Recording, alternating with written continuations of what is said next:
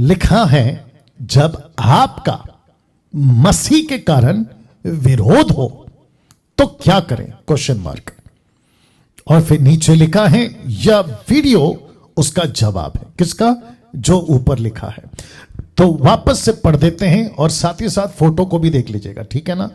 आप देख सकते हैं कि एक मसीह है, उसके हाथ में हथकड़ी है, दूसरी तरफ आप देख सकते हैं बाइबल जो कि पूरी तरह से उसको है ना क्या कहते हैं, हथकड़ी लगा दी गई या बांध दिया गया है। दूसरे शब्दों में फोटो को मैं रखता हूं इसलिए ताकि एक मैसेज कन्वे कर सकूं फोटो के माध्यम से जिनको मैं बोलता हूं, ठीक है ना। तो उस मकसद के साथ रखा गया कि कैसे आपका विरोध हो सकता है। तो विरोध, उसके हिसाब से ये फोटो रखा है, अन्यथा उसका कोई दूसरा मतलब ना निकाले। मुझे मालूम है मसीह मार्केट में यूट्यूब पे कुछ अधूरे ज्ञान के लोग हैं जो गड़बड़ करते हैं, बट कोई बात नहीं। लिखा है जब आपका मसीह के कारण, यीशु पर विश्वास के कारण आप विश्वासी बन जाते हैं और आपका शुरू हो जाता है विरोध, तो क्या करें, ऐसे टाइम पे क्या करें। तो ये वीडियो आप उसका जवाब देने जा रहा है ना। मैं चाहता हूं कि सबसे पहले आपको एक घटना जो प्रत्यक्ष रूप में पतरस और पहली सदी की कलीसिया के टाइम पे घटी थी, तो वहां से आपको कुछ चीजें बताना चाहता हूं ताकि आप जब विरोध हो तो आपको समझ आ जाए कि क्या करना है। तो उसके चलते ये वचन रख रहा हूं। प्रेरितों की किताब 5वां अध्याय वचन 17 से 20 तक, एक्ट्स चैप्टर 5 वर्स 17 to 20। जो पाकिस्तानी हैं, माफी चाहता हूं, जो उर्दू बोलते हैं, प्रेरितों की किताब को क्या बोलते हैं आप लोग देख लीजिएगा। ये 5th बुक है, न्यू टेस्टमेंट का 5th बुक। ओके, आइए पढ़ते हैं वचन 17 से। लिखा है तब महायाजक और उसके सब साथी जो सदूकियों के पंथ के थे, मतलब उस डिनोमिनेशन के थे, तो माफ करें, येलो में लिखा है डह से भर कर उठे। इसको कहते हैं डह। डह का मतलब है विरोध करने की बातें, नफरत की बातें, मैं तुझे नहीं छोड़ूंगा, ऐसी वाली बातें। तो ध्यान रखिए कि लिखा है महायाजक और उसके सब साथी, और एक ऐसा ग्रुप है जिसको लिखा है सदूकियों के पंथ के थे।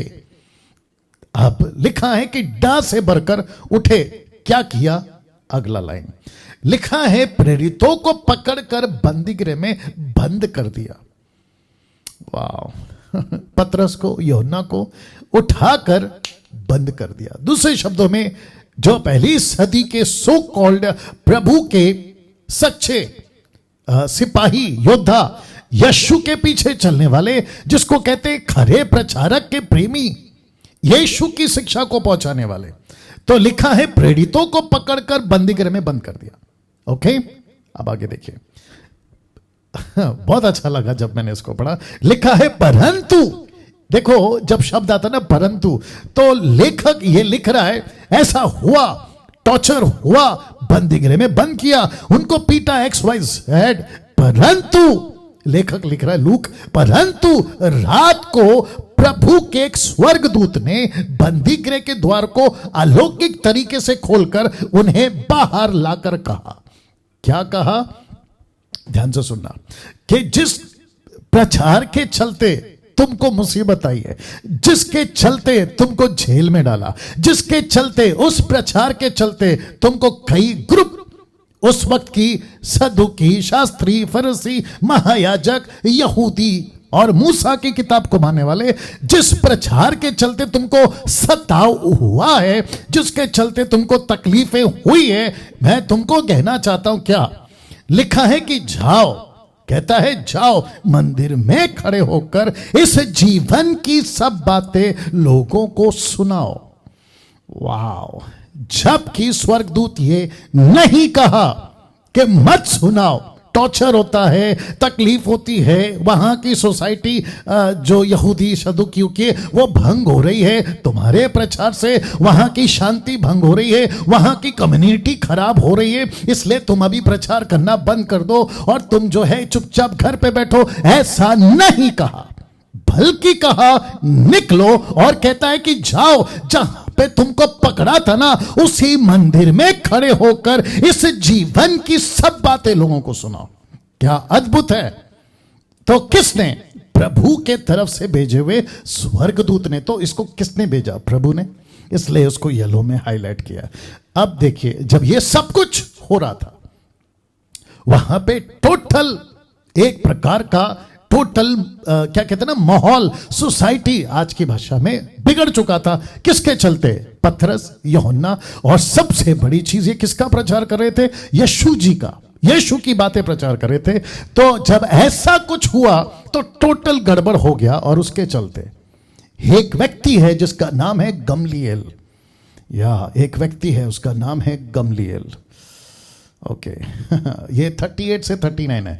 17 को मैंने इसलिए रखा है ताकि उसका कनेक्शन मिल जाए आपको, ठीक है ना? बाय फ्लूक है बट कोई दिक्कत नहीं। इसलिए अब मैं तुमसे कहता हूं, कौन कहता है? गमलीएल कहता है। इसलिए अब मैं तुमसे कहता हूं, इन मनुष्यों से दूर रहो, दूर ही रहो। अच्छा है तुम लोगों के लिए दूर रहो। क्यों? देखो क्या कहता है, उनसे कुछ काम ना रखो।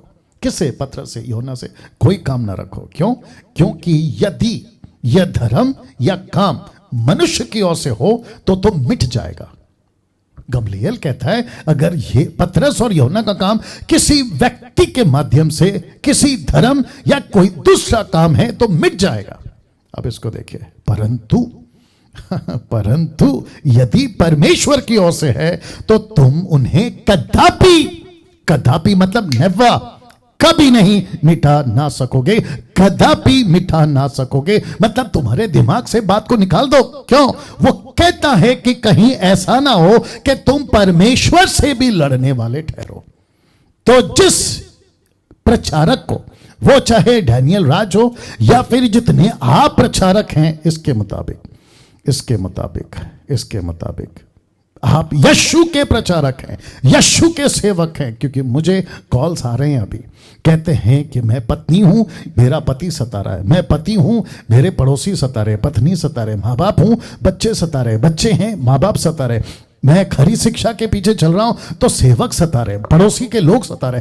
इन सभी के बीच परमेश्वर का एक ऐसा बुद्धिमान व्यक्ति जिसका नाम है गमलीएल, वो कहता है कि अगर मनुष्य की ओर से होगा तो तुम उसको, वो तो खुद ही मिट जाएंगे, तुमको मिटाने की जरूरत नहीं है।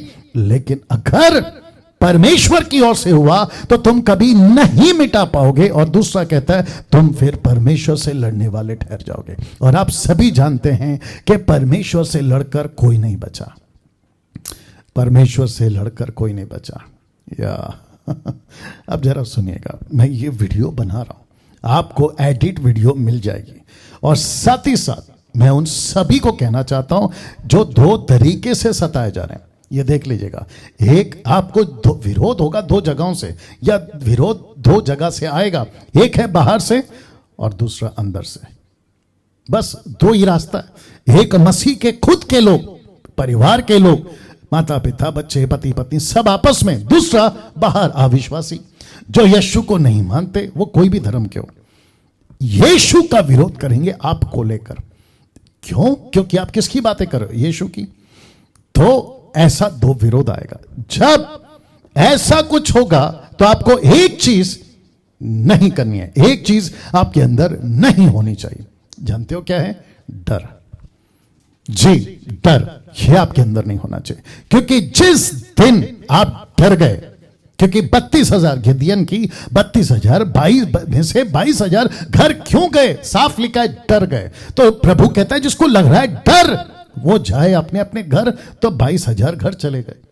और प्रकाशित वाक्य 21 अध्याय वचन 8 मैंने नहीं डाला, क्लिक हुआ इसलिए बोल रहा हूं, लिखा है डरपोक परमेश्वर के राज्य में प्रवेश नहीं कर सकते। कौन से डरपोक? यीशु के लिए। तो मेरा मैसेज है कि चाहे कुछ भी हो जाए, आपको विरोध दो जगह से आएगा, एक बाहर से, दूसरा अंदर से। याद रखिएगा, जिस दिन आप यीशु को अपनाते हो उसी दिन से आपके दिमाग में यह बात डाल लेना है कि मैं नहीं डरूंगा। और वही सेवा करेगा जो नहीं डरता। आपको जेल डाल सकते हैं, चले जाना। आपको पिटाई कर सकते हैं, मार खा लेना। आपका घर का राशन बंद कर सकते हैं, बंद करने दो। आपका पानी सप्लाई बंद होने दो, आपका इलेक्ट्रिक लाइन बंद होने दो, आपको सोसाइटी समाज से निकालने दो, आपको किसी भी तरीके से, लेकिन याद रखो कि परमेश्वर का काम है। तो लिखा है कि इस रात को प्रभु के स्वर्गदूत ने आकर उनको बाहर निकाला और कहा जाओ मंदिर में खड़े होकर प्रचार करो और इस जीवन की बातों को बताओ। तो अगर प्रभु आपकी ओर है तो आपका विरोधी कौन हो सकता है बताइए? रोमियो 8:31, कोई विरोधी नहीं हो सकता, ठीक है ना। तो इस नोट के साथ आज का ये जो छोटा सा वीडियो मैं सोच रहा था कि आपके लिए बनाऊं कि चाहे कुछ भी हो जाए, एक चीज आपके अंदर कभी नहीं आनी चाहिए और वह है डर। नहीं डरना किसी से भी। अगर आप प्रभु का काम कर रहे हैं, यीशु का काम कर रहे हैं, कभी नहीं डरना। चलिए दोस्तों, यहां पे ये वीडियो जब आप तक पहुंचेगी तो लोगों तक खूब शेयर करो ताकि वे भी प्रभु के साथ में सेविकाएं कर सकें। ओके।